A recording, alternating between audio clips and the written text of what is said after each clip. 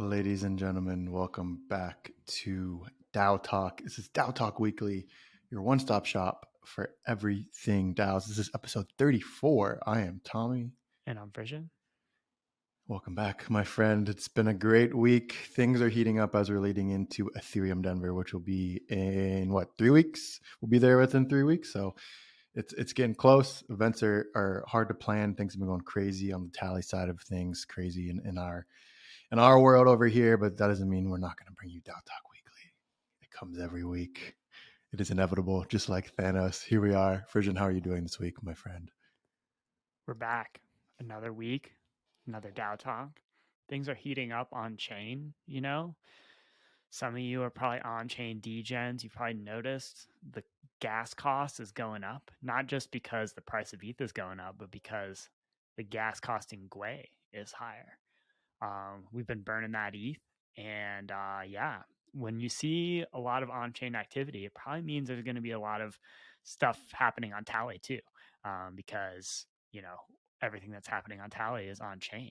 And it was a pretty exciting last week and weekend because a lot of the a bunch of the sort of most relevant and most interesting on-chain events actually took place on Tally because they were driven by DAOs and executed trustlessly and autonomously in public. So, we don't even have to focus on the Tally side of things, but just want to talk about some of these really important on-chain DAO events that have happened over the past week. Yeah, yesterday I went to mint an NFT, like an open edition, and I didn't do it because it was like $34 in gas. And I'm like, is this 2021? What are we doing? What's happening right now? I just closed it. I'm like, you know what? I'm done. It was like I think it was Jess Sloss's, is that his last name? Sloss, right? Yep. Seed Club. It was his birthday yesterday, and Peace Node made like a interesting NFT for his birthday open edition. I will not be collecting that. I'm sorry, Jess, but I love you anyway. I love you, Peace, too. If you listen, I love you. But yeah, it's pretty wild. There's been a couple days where the ETH burn, which is just basically driven by fees on the network, has been above what they call the ultrasound barrier, which is just the price in Gwei of basically how much ETH is getting burned, so that there's actually net deflation. There is less ETH that exists over time because of how much is getting burned. Typically, that there's kind of this net deflation happens during business hours, mostly, in the Americas, because Ethereum is still definitely dominated by users in North America, and just the Americas in general. But there were multiple 24-hour periods where it was net deflationary the entire time. So you couldn't even get a break by using the chain at 2 a.m., after a couple of drinks, or scheduling your transaction for then. It was just burning hard all the time. Very expensive transactions, which is kind of annoying in some ways, but also very healthy because it leads to sustainability and security of Ethereum. And hopefully over time, we can get these L2s to mature and do our open editions over there. All right, jumping right into the on-chain news from DAOs. ENS diversified their treasury this week in a completely trustless way. Frisian, it took place on CowSwap. Give a quick background to those who don't know what CowSwap is, just like a couple sentences, and why this is important for ENS and the DAO ecosystem and the on-chain movement as a whole. Yeah, CowSwap is an MEV resistant decentralized exchange. This is very important for DAOs because if you're going to make a transaction with your DAO, and you're going to do it, in a decentralized, trustless, autonomous way, it is inherently public. And that means that people who are doing arbitrage transactions or MEV or just traders in general on Ethereum can front run your transaction and try to sort of make it expensive for you and extract value from the fact that your DAO is now doing this transaction on chain. And so in order for DAOs to really sell or assets or do treasury diversification, which is what ENS is trying to do here, where they have this large ETH treasury that's been generated from fees from people registering ENS domains. They want to sell some of that into USDC, into a stablecoin, just to like protect themselves against market volatility, ensure they have runway to manage the project. Super smart. But it's kind of, again, hard to do that because if it's a DAO, you don't want to like trust any one particular person to execute it privately. But if you do it publicly, again, like you can really get like fleeced on on the transaction. And so they used CowSwap, which allows basically you to set a bunch of rules and stipulations around like under what conditions will you execute the transaction.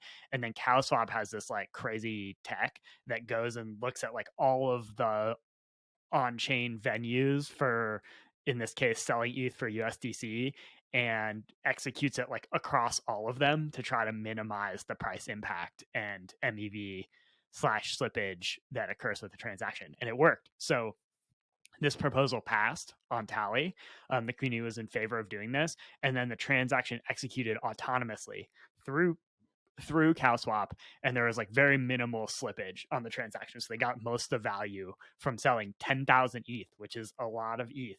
Maybe not for some of you all, giga whales out there, but 10,000 ETH is a hell of ETH to be moving on chain in one transaction. And so, pretty cool. Like, treasury diversification, it's not just a meme, it's working. ENS did it, and they use some like very cutting edge tools, including opens up and governor, CowSwap, and Tally to actually make it happen. Yeah, can you dive a little deeper on like why it's important for DAOs to diversify their treasury, especially doing it in the manner in which ENS did it? Yeah, I think it's important because it's just, you want some diversification, right? So like ENS, they're trying to have like a product and a community that they fund consistently. And it's hard to be able to have a sense of like how much funds you have and how long they will last if it's only in one relatively volatile crypto asset. So a lot of DAOs, their treasury is entirely in their own native token, which is like really hard in this case because native tokens are super volatile, right? In the case of ENS, they have a lot of ETH in addition to their native token, which is good. But even ETH, we've seen it go down 70% in the space of like 6 months. And so you just want to also have like a more stable asset in your treasury to kind of counteract that volatility, and it smooths things out over time, because in a bull market the ETH will go up but the stable coin will stay the same, and then in a bear market the ETH will go down, stable coin stays the same, so like the net treasury volatility is tamped down quite a bit, and that just makes everything like a lot more predictable for the DAO going forward, so they know that they can fund initiatives, build the ENS product ecosystem, and fund community initiatives on an ongoing basis going forward. So that's why treasury diversification is important. But I think you've seen some DAOs try to diversify their treasury, but in a way that like breaks the trust model of DAOs. So you like there's a different ENS proposal that happened, I think, late last year to or maybe it was early this year. I think it was late last year to sort of like hand some of their funds over to a like managed on-chain like trading firm, basically, that would use some of their treasury assets to generate yield in the ecosystem. And like it's a cool idea because you could potentially generate fees for your DAO treasury, but one challenge with that is then you have to sort of like trust someone else with the funds. And yeah, you can say, oh, it's a multi-sig, so we're doing a good job with security, but ultimately like those funds are being taken out of the DAO treasury, which is managed by the community in a transparent, secure way that you have to pass a proposal to actually move them and put into like a much less secure environment that is not actually like auditable in any way or permissionlessly revocable by the DAO.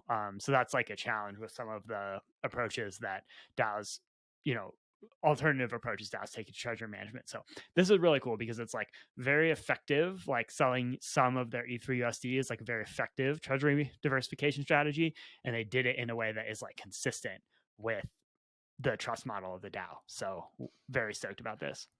Where do you see like these autonomous like treasury diversification protocols fitting into this entire ecosystem?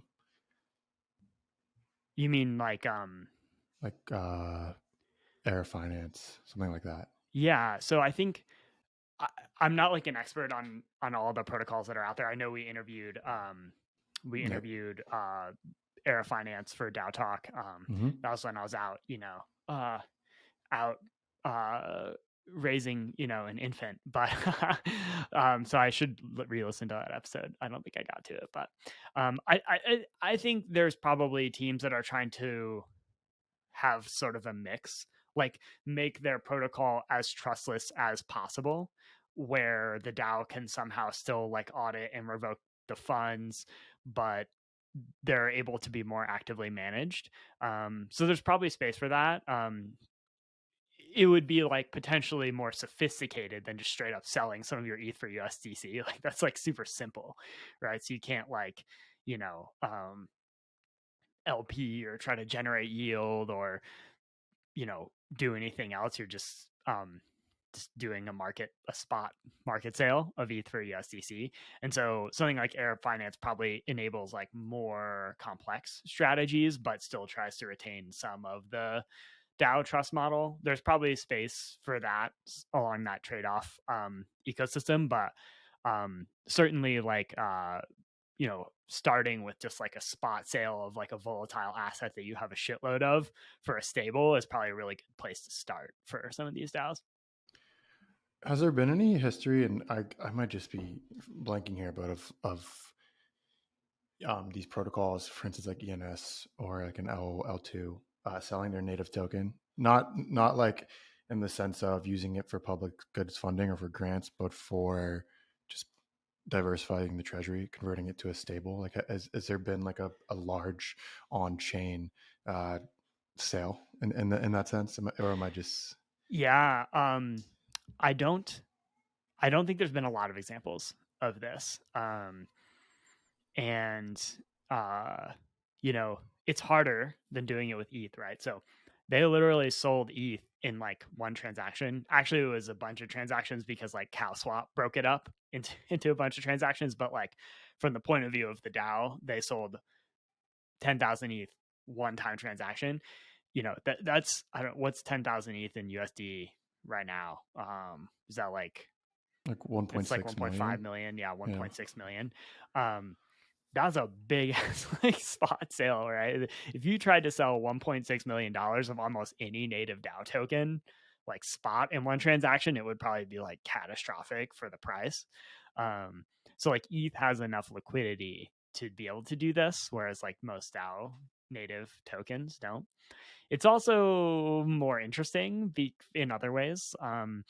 Like uh, if you sell a bunch of your DAO token, you're sort of in some ways like trading against your community because like everyone, like if you have a treasury, right, the DAO, the people who vote on whether to sell the native token for a stable, for example, they have to hold the token to vote for it because all the voting power is in the governance token. So you're going to use a governance token that you have voting power in to vote to like negatively impact the market price of that token immediately.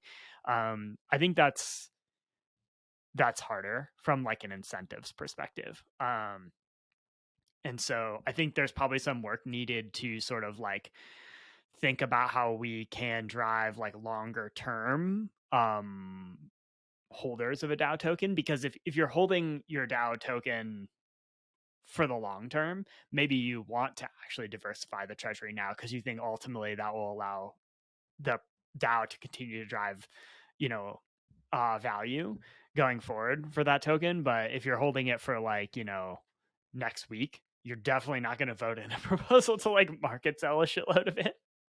Right. So that's where it gets tricky. That's one of the areas I think it gets tricky. So two areas: liquidity, there's not enough of it a lot of times to do this, and then two, you're sort of like there's an incentive alignment challenge with community members versus like who are holding the token, DAO contributors versus like themselves basically like Is and this their where own like time staking horizon. models come into play here? Is What's that that? like one of the like selling points of like staking in regards to like governance, like in like what SUDO's doing right now?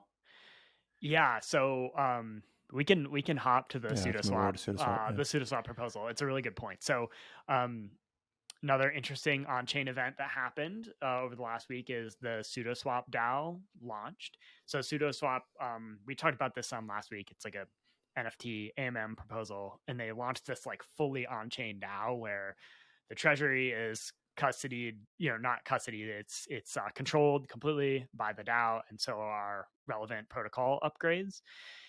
And their first proposal that went live was to make the SUDO token, which is the governance token for the SUDOSwap DAO, transferable.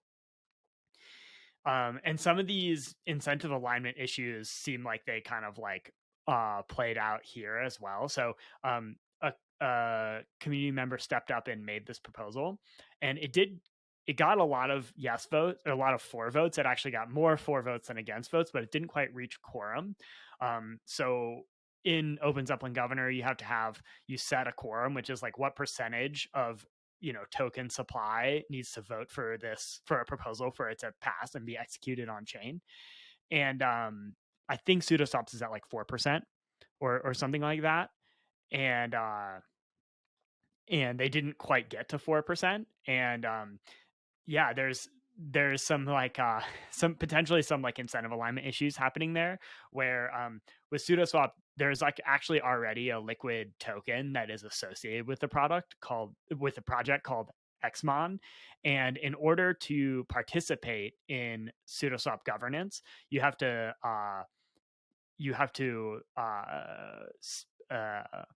like lock up your Xmon in order to get the pseudo governance token. And so there's sort of an interesting alignment problem here where in order to get to participate in governance, you have to lock up your Xmon to get the pseudo token.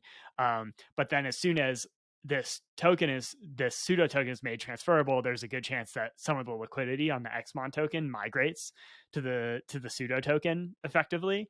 And now you're kind of like holding the Xmon bag.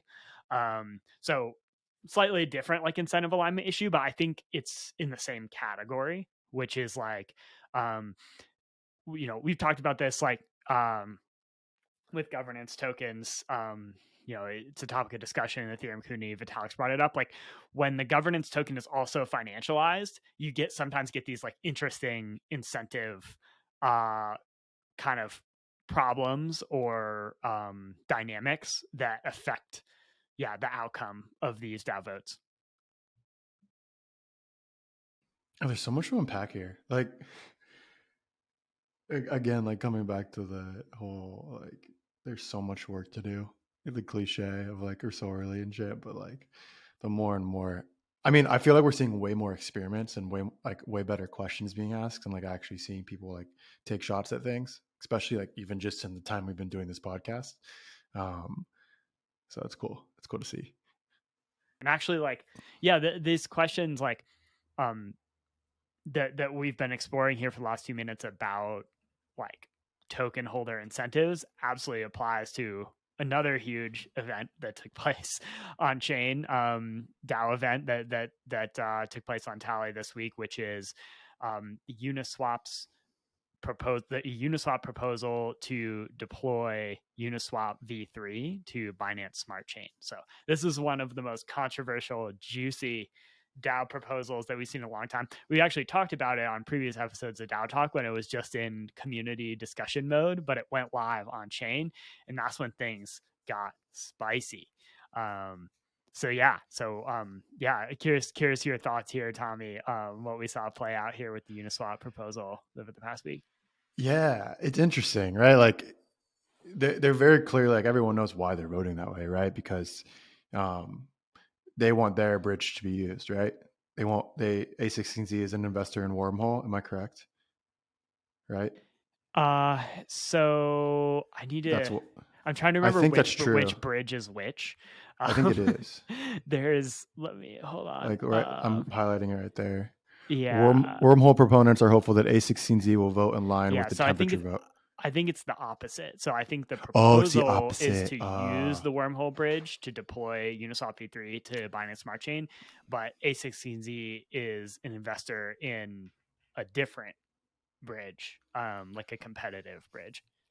Yeah. So like, so my thoughts on this are, I get why people are upset, but it's a different level. I think it's okay, right? Like this is just the way governance works, right? Like A16Z has financial interests in their own investments and they're voting in line with that, right? Like they're not doing anything sketchy here, I would say. I mean, we can go on a deeper discussion about like how do they get 15 million votes in the DAO itself, but like I don't think that's the discussion we need to be having right now. I think people are upset, but I think they're not like there's no foul play here, right? And I think the community has kind of responded in the way they should have. If they don't like what they're doing, they kind of coordinated together to right now I think it won't, like A16Z is not going to get their way, right? Let's look at the Yeah, vote so on tally. the proposal did end up passing. Oh, it did. Okay, I thought There it. should be a link to tally in. I think I'll just pull it that up was like while an you talk. article that was published before the on-chain vote went live. If you just go to We have tally, the it'll be, and just go to Uniswap. It'll be the most recent proposal, yeah, or there'll be a link in there. So yeah, the proposal did end up passing pretty yeah, it did. solidly. Yeah, Where did it end up? There's a 7.6% participation rate, and yeah, 55 it was million. 73% for, Wow. 27% against, and then like a couple percent abstain.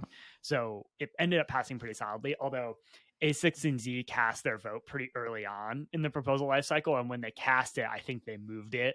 Like the proposal was still live, but they kind of moved it to having more against votes. So I think it was like extra juicy, like right when they cast the vote, whereas like over the course of this week, it's kind of gotten pretty thoroughly voted in. As being pro. So yeah, I mean, like I think yeah, A16Z is well within their rights to like participate in in the in governance with the tokens that they have delegated to them. And again, like we saw the community sort of like get what they wanted in the end. So I think like this is a really interesting example. Like the Block article, right, that was published before the on-chain vote went live. It was like interviewing members of the community where they were like, we think we have social consensus on this. Like we've been discussing it. We think the community wants to go with Wormhole. We'd be really surprised if ACC voted against that. But when you see it actually go on chain, you see that's where it matters. Right. So I think we're going to see more and more of this. It's happened a few times now where there's sort of like one Yeah. view of how things are going to go at the social consensus layer.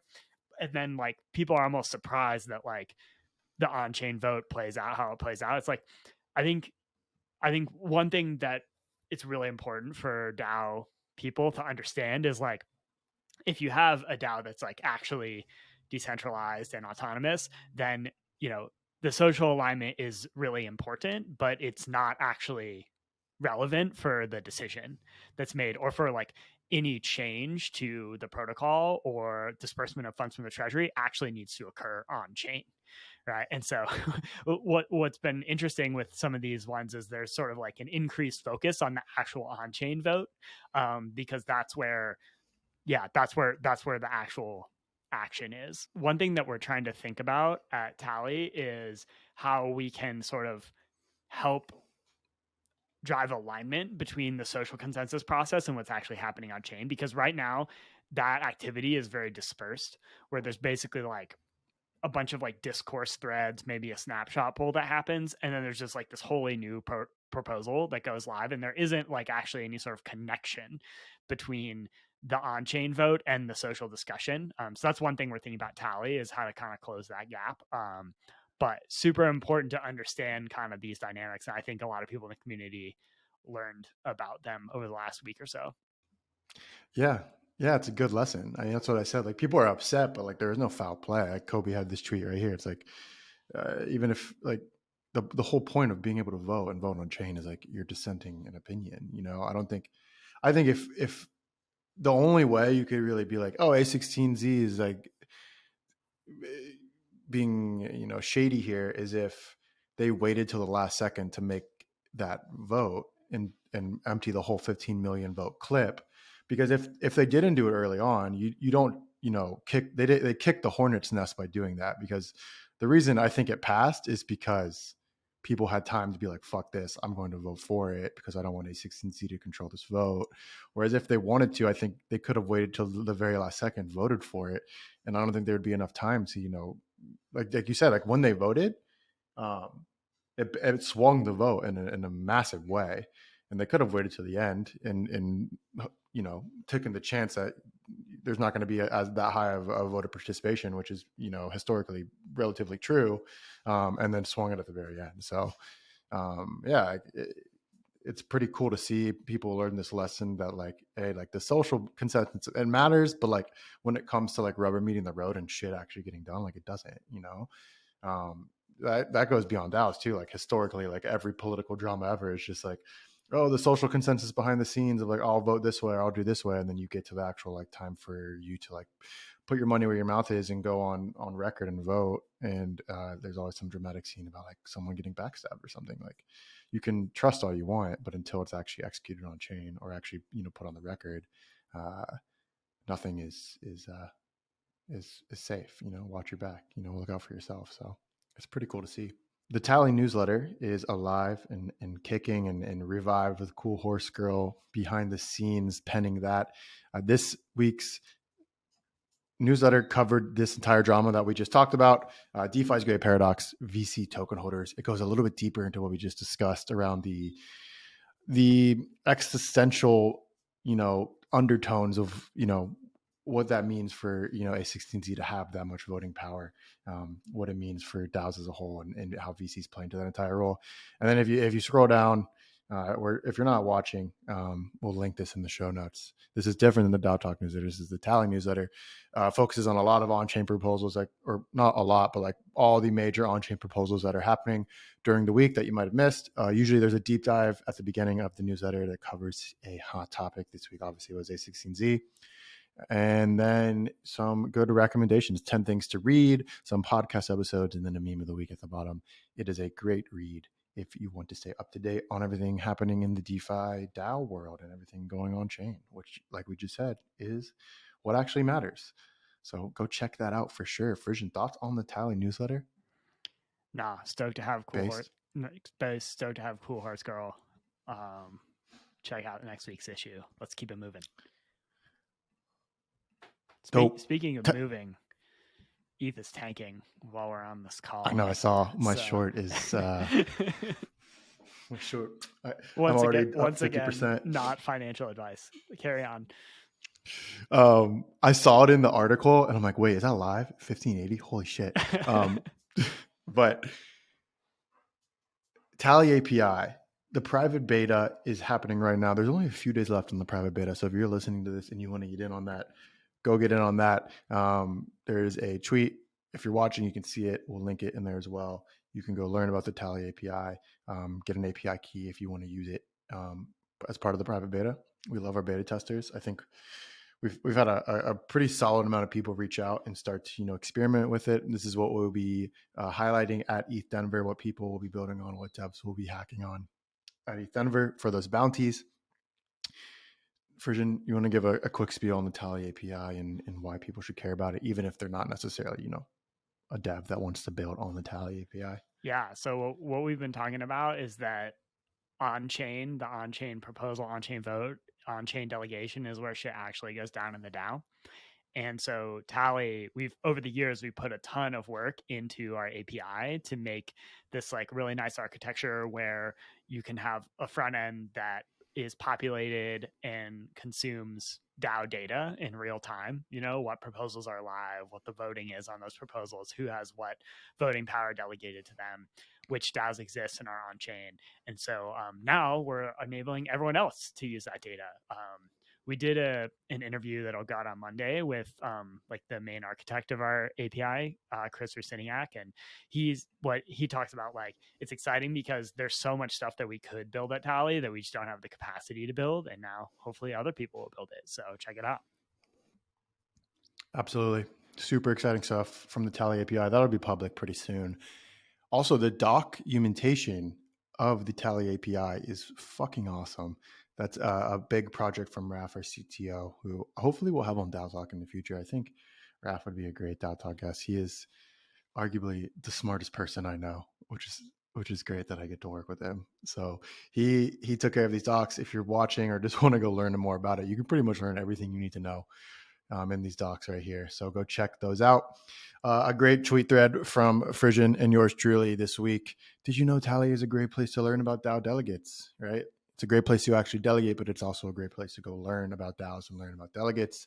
There's a great thread that we will link where you can pretty much see some of the trending delegates on Tally, what DAOs they are active in, who delegates to them, how much delegation power or how much voting power they have, and just get kind of a feel for the landscape of who is delegating to who are these big players in these DAOs. For instance, we just talked about A16Z, which is a kind of a faceless corporation, but the majority, I would say, of delegates are, real people that have faces in public Twitter accounts, whether they're doxed or not. Frisian, what was your ethos when you made this thread? What are you trying to get across? Yeah, you gotta know who's got that power, Like if you want to know what's happening in the DAO, is the Uniswap v3 going to be deployed to BNB chain? Is 10,000 ETH going to be sold on chain? You got to know who's got power in these DAOs, right? So you can check out that power structure on Tally, and more tools to come in that area. Absolutely. Let's finish with a meme of the week. The meme of the week returns. It's been away for a while. It's a little brief hiatus, but I feel like the DAO memes are starting to come back a little bit. It's kind of being revived on Twitter. And I think our first meme of the week ever on DAO Talk was from this person, and he makes a return. Arguably his best piece of content I think he's ever put out. He might not like that I said that, because he has put out some great content otherwise that's not meme related. Sir, you might want to switch on the screen to the actual content. Yeah, hey, we're building towards it. We're building towards it. We're building towards the meme. Relax. Oh, God. You're watching Tommy and I's dynamic fall apart in real time. We're under pressure with ETH Denver. I'm like, is there something wrong in this room? Like, what's happening? And I'm just fucking it up. All right, without further ado, Dan Wu back as part of the meme of the week. Can you hear it or no? No, I think you're going to have to let him know what's going down. Frisian, let him know. Since my bleed up was too long for you. Yeah. It's like Dan Wu just sitting there eating like on his couch, watching an infomercial about DAOs. And it's just like a real talk about, what happens in a lot of DAOs. You're just go watch it. Yeah, it's better to just go watch it. If you're on Spotify right now, it's literally linked. It'll be the first link in the show notes. I'll make sure it's the top one. Go click on it. Go retweet it on Twitter. It's so out of pocket. It's so funny and savage at the same time. It's great. Yeah, the people loved it. If you're watching, it's on the screen. So there you go. Sorry it took me so long. But it's definitely relevant to what we talked about this whole episode. It's like, you want to join a DAO and be offered a token to participate in token weighted governance where you won't actually be able to make an impact compared to the other whales. It's just like it's a DAO infomercial, but like with all of the hard parts about DAOs being pitched to you in one session. And Dan is just enthralled. He's like, yeah, why it's do like I 2 a.m. Yeah. Sitting on the couch. I love it. Well, that's been episode 34 of DAO Talk, my friends. As always, go subscribe to DAOtalk.substack.com. Get that written DAO Talk goodness in your inbox. Go subscribe to Tally.substack.com. Go subscribe to the Tally Twitter. Go follow, subscribe, whatever the word is. And as always, we will see you next week for episode number 35. ETH Denver is coming up. Hopefully, we'll see a lot of you there. If not, we will see you on Twitter. See you in the streets of the DAOs. Frisian, it's been an honor. Peace.